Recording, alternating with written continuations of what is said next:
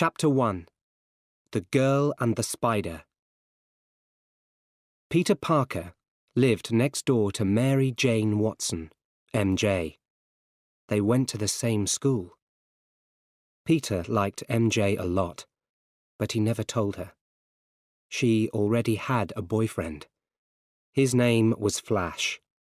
He was good-looking, and he was the school's top football player. One day, their class went to the Columbia Genetic Research Institute. Peter was late. He ran behind the bus. Then at last it stopped. He was red and hot, and everyone laughed at him. As Peter walked down the bus, Flash put his foot out.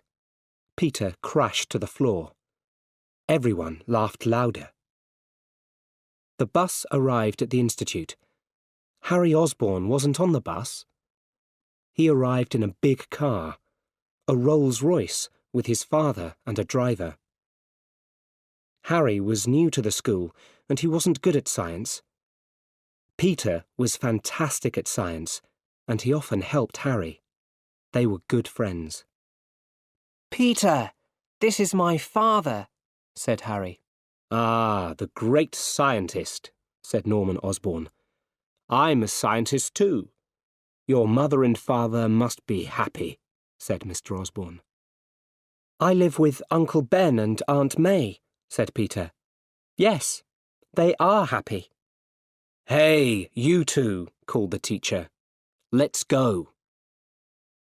A woman took the class to see some spiders. "There are 32,000 different spiders in the world," she said. "And these 15 spiders are special. We took the best bits from 3 different spiders and put them together." "There are only 14, said MJ. "Oh," said the woman. "Maybe someone is doing some work on number 15. Peter took some photos of MJ with the spiders for the school newspaper. "Ow! What was that?" he thought. The back of his hand was red, and there, on the floor, was a spider. The spider. Spider number 15. "Parker, let's go," said the teacher.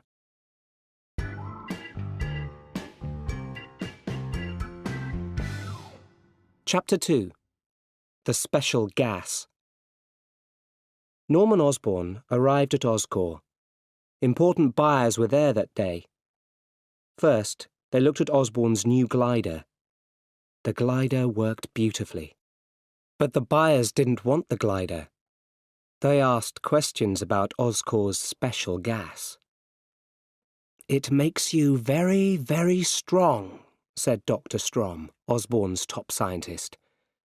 "But it can also make you very angry and crazy," he said. "We need more tests." "The gas must be ready in 2 weeks," said the buyers. "We need it then." Norman Osborn and Dr. Strom were at Oscorp late that evening. "I'm going to test the gas. It must work." "No, Mr. Osborn," said Strom. "The gas isn't ready yet. Give me 2 more weeks." 2 weeks is too late, said Osborn. "Just start it when I'm ready." Osborn went into a special room. Strom closed the doors after him and started the gas. Soon, there was green gas everywhere in the room. Osborn tried to shout. Strom stopped the gas, but it was too late. Osborn was dead. Strom ran into the room. Suddenly, Osborn's eyes opened. He was a different man now. His body was very strong, and he was very angry. He took Strom in his hands. In seconds, Strom was dead. Peter had a terrible night. When he woke up, he thought, "Am I dead?" Slowly, he started to move. "No," he said. "I feel fantastic." His body was beautiful and very strong. He looked across the room. I can see much better too. This was a new Peter Parker. Later that day, Peter was in the lunchroom at school. MJ sat with Flash a few tables behind Peter. My hands feel different, Peter thought. He looked closer at his right hand. Suddenly, a line of spider webbing shot from his hand across the room. It shot onto some food on the next table. Peter watched the food fly across the room. It hit Flash. He turned and saw Peter. Parker! Peter ran out of the lunchroom, but Flash followed him. Peter turned. Flash tried to hit him, but Peter moved too quickly. Flash tried again and again to hit Peter. Then Peter hit Flash, and he hit him right across the room. Peter ran out of the school. He went down a street between two tall buildings. He wanted to test his new body. He went up a wall. He went higher and higher. At the top, he looked down at the road with its little cars. Then he ran and jumped from building to building. Woohoo! He shouted. He stopped on one building. Now, he thought, I'm going to try this spider webbing. He put his hands in front of him and looked at the building opposite. At first, nothing happened. Then long lines of strong webbing shot from his hands. He took a line of the webbing and jumped. Woohoo! Now I can fly! Peter came home late that night. He heard shouts from MJ's house. He went into the garden. MJ's back door opened. MJ walked into her garden and saw Peter. Did you hear that? She asked. No, well, I heard something. You can always hear us, right? Then she smiled. So, school finishes soon. What's next for you? I want to live in Manhattan. I want to be a photographer. What about you? Yeah, I'm going to live in the city too. I want a job on Broadway. You were great in all those school plays. I cried when you were Cinderella, he said. Peter, we were 6 then. A car stopped in front of MJ's house. It was new and cool, and it was Flash's car. MJ put on her party girl face and ran to the car.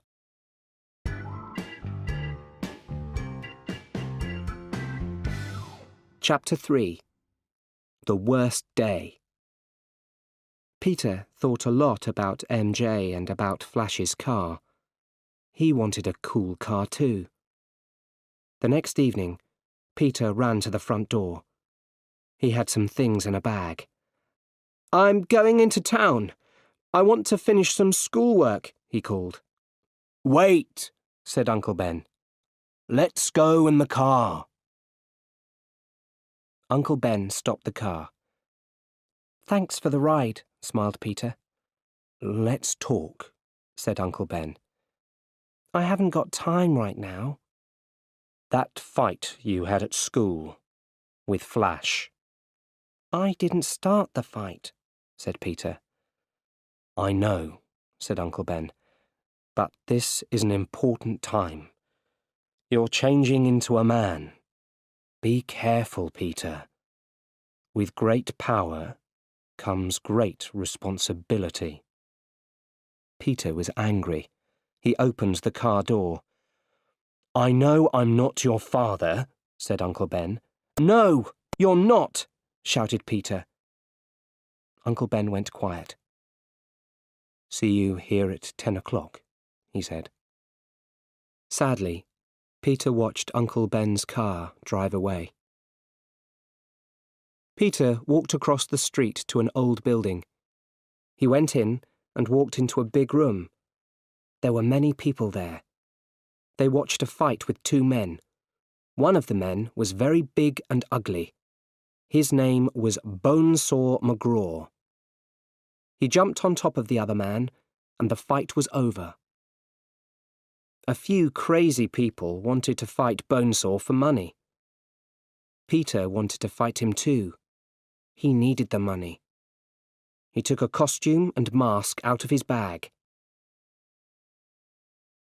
$3,000 for 3 minutes with Bonesaw, a man shouted. Let's hear a big shout for our next fighter.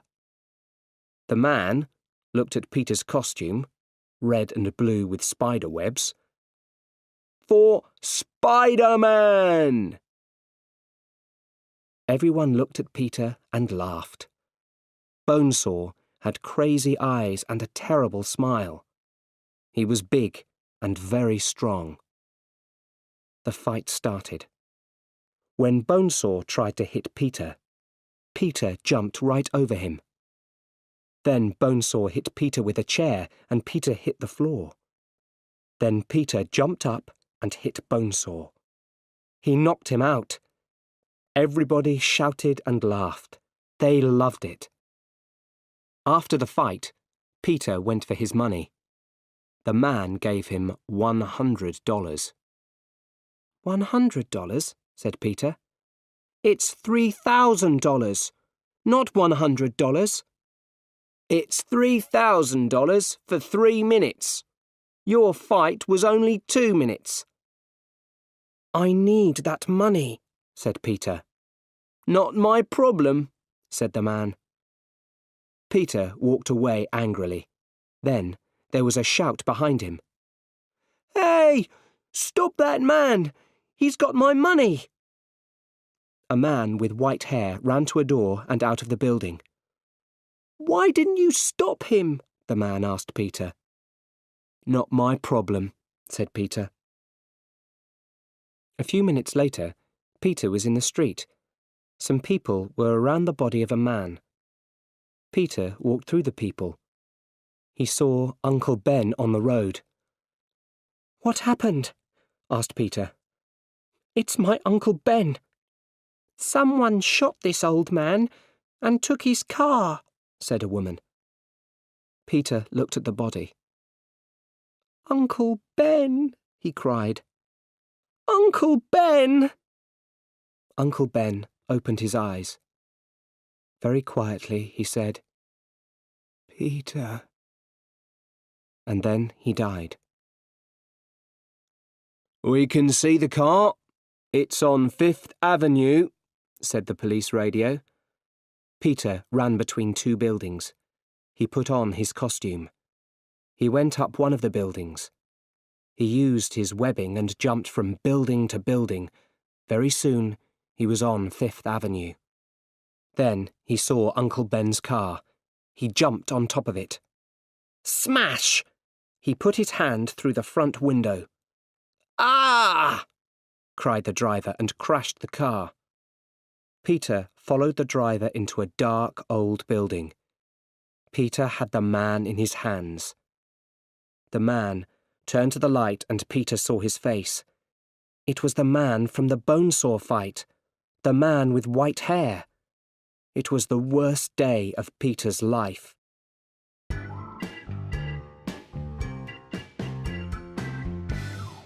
Chapter 4.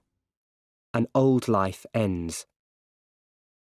Life was quiet after Uncle Ben died. Peter and Harry worked hard at school, and soon their last year was over. Everyone's family came to school on the last day. Good news, Peter, Harry said. My dad bought a flat for me in Manhattan, and there's a room for you. That's great, said Peter. Then Harry's father arrived. You did it, Mr. Osborne said to Harry. He was a little surprised, but also very happy. Good work. Then he turned to Peter. And Peter, the best science student in the school. That's fantastic. Mr. Osborne looked at Peter. Life isn't easy for you right now, he said. Try to enjoy the day. It's the start of something new. Then he smiled. You're almost a brother to Harry. That makes you family. Peter smiled back, but he was frightened. His spider sense saw something terrible in Mr. Osborne's eyes. Harry saw MJ and Flash. MJ didn't look happy. Flash looked very angry. Then Flash walked away. It's over for MJ and Flash, thought Harry. Good. Later that day, Peter sat quietly at home. He thought about Uncle Ben, and he started to cry. Then he remembered Uncle Ben's words. With great power comes great responsibility. Something in Peter woke up. I'm strong, he thought, and I'm a good person. I must help other people. Uncle Ben was right.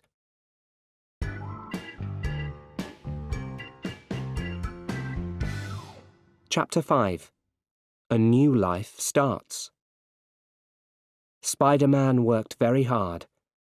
Every day, terrible things happened in New York. Every day, Spider-Man helped people.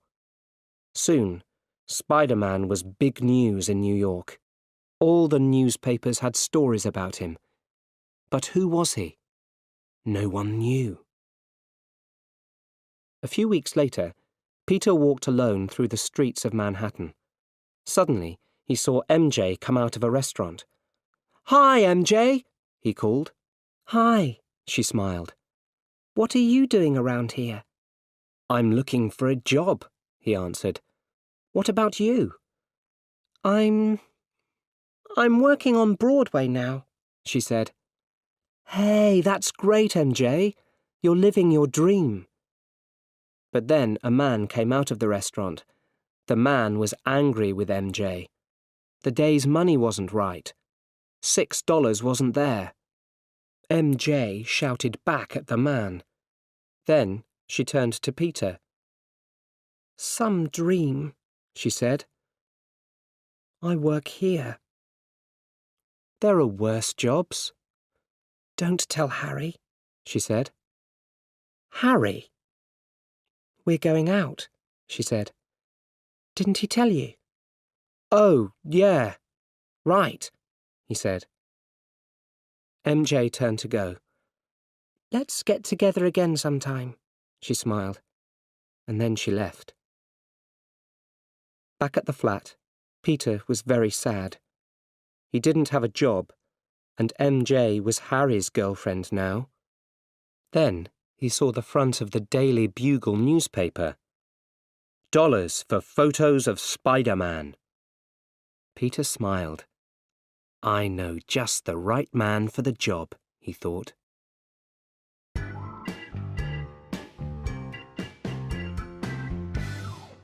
Chapter 6. The Photographer. The next morning, Peter went out with his Spider-Man costume and his camera. When bad things happened on the streets of New York, he put his camera up high. Then Spider-Man did his good work, and the camera took the pictures. Mr. Jameson looked quickly at Peter's photos. He was the top man at the Daily Bugle newspaper. He loved the pictures, but he didn't say it. You can have $200, he said. That's not much, Peter answered. OK, $300, said Mr. Jameson. And bring me more. Peter left the newspaper building with $300, and the next day, his photo of Spider-Man was on the front of the paper.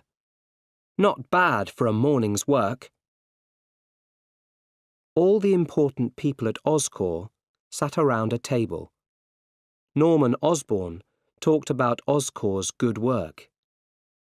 Quest Aerospace is big, but we are bigger, he said.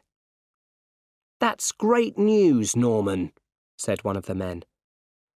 Because of this, we are selling Oscorp. What? Said Osborn. Quest Aerospace is giving us a lot of money. Why didn't you tell me? They didn't want a big fight, and they don't want you. You can't do this to me, said Osborne. I started Oscorp. I gave everything to Oscorp. That's true, said Fargas, Osborne's number 2, but we all want this. We're selling after the Oscorp World Unity Festival. I'm sorry, Norman. The Oscorp World Unity Festival was a street party in Times Square. Lots of families were there. Peter was there for the Daily Bugle newspaper. Fargas and the other Oscorp people watched from the first floor of a beautiful old building. Peter saw Harry and MJ there too, but not Norman Osborne. Suddenly, Peter's spider sense screamed. He heard something in the sky. Everybody looked up. It was a green goblin on a glider. Oscorp's glider. The people stopped and watched the glider. It was fantastic. The glider moved very fast through Times Square. The Green Rider laughed crazily. He moved close to Fargas, and suddenly the wall of the building exploded. Everyone screamed. Fargas and the other Oscorp people were dead. Peter looked for MJ. She wasn't dead. But she's going to fall, thought Peter. The Green Goblin came up close to MJ and laughed crazily. He had terrible yellow eyes and teeth. But then someone in red and blue crashed into the Green Goblin with his feet. It was Spider-Man. Spider-Man went after the Green Goblin. Then Spider-Man and the Green Goblin started to fight, and the Goblin hit Spider-Man right across the street. MJ screamed, "Help!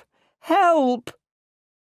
Spider-Man heard her and jumped up, but the Green Goblin crashed into him, and they both crashed into a window. The Green Goblin hit Spider-Man. Then Spider-Man jumped down near to MJ. He shot webbing at the Goblin's face. Then he pulled some parts out of the glider. Part of the glider exploded. The Green Goblin took his glider up into the sky. Suddenly, MJ screamed again. Spider-Man jumped down to her. He shot webbing onto a building and pulled her into his arms. He was just in time. He shot more webbing and moved from building to building with MJ in his arms. MJ wasn't frightened. It was so exciting. He left her in a garden on top of a building. "Wait!" she called. "Who are you?" "You know me. I'm Spider-Man." And then he wasn't there.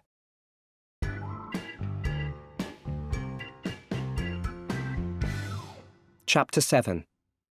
We Can Work Together. That night, Norman Osborne was alone at home. He read the evening newspaper. There was a story about the Oscorp people. They were all dead. Who did it? He thought. We did it. Who said that? You know, came the answer. Osborne looked around the empty room. Where are you? He cried. I'm right here. He started to understand. It was in his head. It was him. Ha ha ha! Laughed the Green Goblin. This is only the start. Only one person can stop us. Or maybe he can work with us. And now Osborne knew. He was the Green Goblin. The Green Goblin crashed through the window of the Daily Bugle. Who takes Spider-Man's photos? He shouted. His hands were around Mr. Jameson. Suddenly, Spider-Man was at the window. "Put him down!" he shouted. But the Green Goblin shot sleeping gas into Spider-Man's face. Then he put Spider-Man on his glider and left the building quickly. A little later, Spider-Man opened his eyes. He was on top of a tall building. "Wake up, Spider-Man," the Green Goblin said quietly. "You're not dead, but you can't move. You are very special, Spider-Man. You and I are not so different," he said. "We can work together."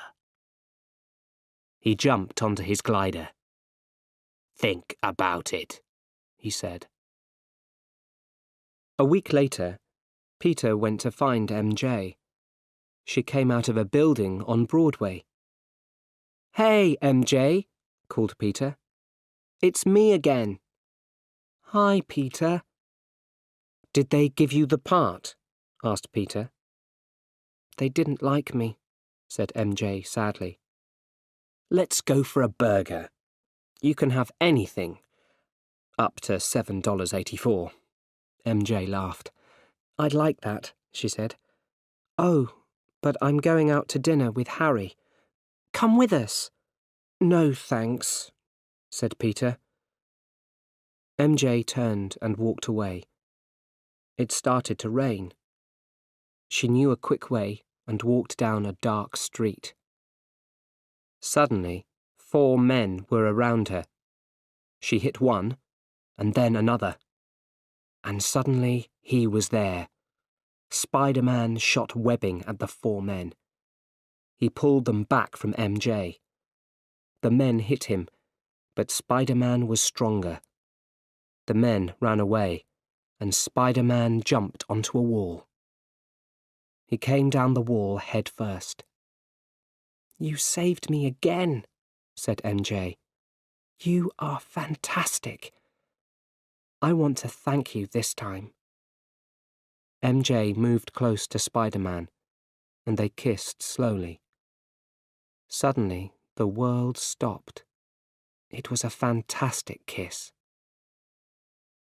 On Thanksgiving Day, Peter was on 6th Avenue. A tall building was on fire. "My little boy's in there!" a woman screamed. Spider-Man jumped up into the building. He saved the boy and gave him to his mother. Then they heard another scream. "There's someone still up there!" a woman shouted. Spider-Man jumped back into the building. "Where are you?" he called. Then he saw an old woman. The woman turned around. It was the Green Goblin. "You," said Peter. "So, Spider-Man," he said. "Are we a team or not?" "Not," said Peter. "No one says no to me," shouted the Green Goblin. He hit Spider-Man hard, but Spider-Man jumped and hit him back. Then there was an explosion. Spider-Man jumped out of a window and back into the street. MJ, Aunt May, and Norman Osborn were with Harry at his flat. It was time for Thanksgiving lunch. Peter walked in the door. "Sorry, I'm late," he said. Everyone sat down at the table. Mr. Osborn looked very closely at Peter. Their eyes met for a few seconds. Then Mr. Osborn jumped up from his chair. "I must go," he said quickly. "I'm sorry, everyone." Harry followed his father out of the flat. "What are you doing?" he asked angrily. "What about MJ? She's important to me." "Harry, please. Look at her. Beautiful girls only like rich men for their money. Have fun with MJ, and then forget her." The others heard everything. Mr. Osborne left and Harry came in. "Well, Harry, you didn't say much for me, did you?" said MJ. "Your father said some terrible things." "My father's a great man. You don't know anything about him." MJ walked to the door. "I'm sorry, Aunt May," she said. Then she walked out and closed the door behind her.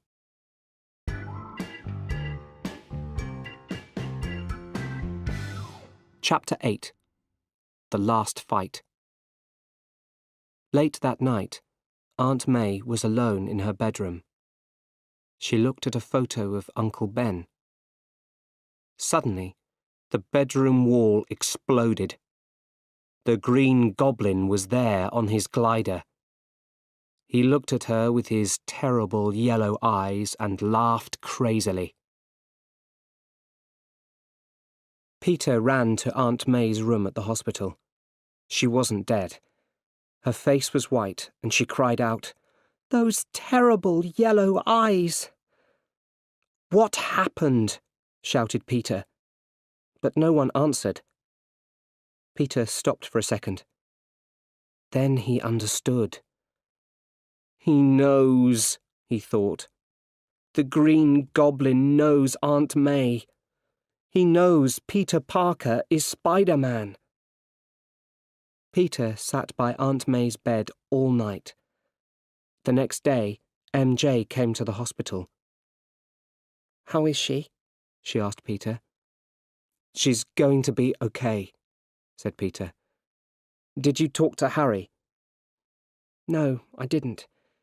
The thing is, I'm in love with, don't laugh, Spider-Man." In her bed, Aunt May opened her eyes and listened. "Oh, him," said Peter. "Well, he is very cool. I know him a bit. I take photos of him." "Does he talk about me?" "Yeah, I talked to him about you. Once I said, 'You know, Spider-Man, the great thing about MJ is you look into her eyes and you feel stronger, excited, but frightened at the same time.'" "You said that?" MJ smiled and took Peter's hand. Aunt May heard everything, and she smiled too. The door opened quietly, and Harry came into the room. MJ pulled her hand away, but it was too late. They all knew. Harry went to his father's home. "You were right about MJ," he said to his father. "You're right about everything. She's in love with Peter." "Parker," his father said quietly. "And how does he feel about her?" "Peter was in love with MJ when he was 6, and he still loves her." Mr. Osborne smiled. Then he looked at Harry sadly. "I'm so sorry. I wasn't always there for you, but now things are going to be different. I'm going to make things right," he said, and took Harry in his arms. Back at the hospital, Aunt May looked at Peter. Peter smiled back. "A smile," said Aunt May. "And you smiled at MJ earlier today, too. You love MJ, Peter. Please tell her. Everyone knows you love her." But suddenly, Peter thought of the Green Goblin. "Just a second, Aunt May," he said, and he left the room. He called MJ's number, but she didn't answer. "MJ?" he shouted. "Are you there?" Then he heard a crazy laugh at the other end of the phone. "Can Spider-Man come out to play?" It was the Green Goblin. "Where is she?" Peter cried. MJ woke up. It was night. She looked down. She was high up on the Queensborough Bridge. This was a bad dream, right? A cable car took people from Manhattan to Roosevelt Island. The lights were on in the cable car. She saw some children in the cable car. Then she heard a crazy laugh. It was the Green Goblin on his glider. The Green Goblin shot at the cable car station on Roosevelt Island. The station exploded, and the cable car stopped over the water. Seconds later, Spider-Man was there. Suddenly, there was a terrible sound. "The cable is breaking," thought Spider-Man. The cable car started to fall. "I can't save them. There isn't time." Then, the Green Goblin took the cable in his hand and saved the children. With the cable in his right hand, he glided up to MJ. He took her in his left arm and shouted, "Spider-Man, who is going to die? The woman you love or the little children? You choose." And then the Green Goblin opened both his hands. In a second, Spider-Man jumped down and took MJ in his arms. Then he took the cable in his other hand. He shot webbing at Queensborough Bridge and stopped the fall of the cable car. Spider-Man said to MJ, "Go down the cable to the cable car." "I can't." "Yes, you can, MJ." Slowly, she went down. Peter turned, and the Green Goblin crashed into him. The Green Goblin laughed and turned the glider. "It's time to die," he cried, and glided fast back under Queensborough Bridge. And then, something hit the Green Goblin. The glider went around and around crazily. The people on the bridge shouted at the Green Goblin and hit him with bits from the bridge. Carefully, Spider-Man put the cable car down onto a big boat under the bridge. The Green Goblin shot a cable around Peter's body. Then he took Peter to an old building on Roosevelt Island. There he hit Peter again and again. "I'm going to finish MJ very slowly," said the Green Goblin. Peter looked up. He was angry. He hit the Green Goblin hard again and again. He shot webbing at a wall and pulled. It crashed down on the Green Goblin. At last, the fight was over. "Peter, stop!" the Green Goblin cried. "It's me." He pulled off his mask. The tired face of Norman Osborn looked at Spider-Man. "Mr. Osborn," said Peter. "Peter, those Oscorp people are dead because of you." "No, that was the Green Goblin, not me. You can save me, Peter. I'm like a father to you. Give me your hand." "I had a father. His name was Ben Parker." Peter's spider sense was working well. "I can feel the glider behind me," he thought. Suddenly, he jumped up high. The glider moved very fast.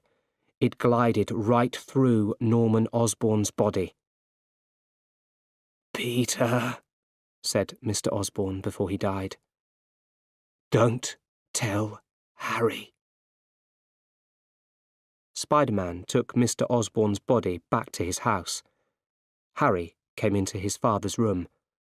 He saw Spider-Man and the dead body. "What did you do?" he shouted. But Spider-Man left quickly through the window.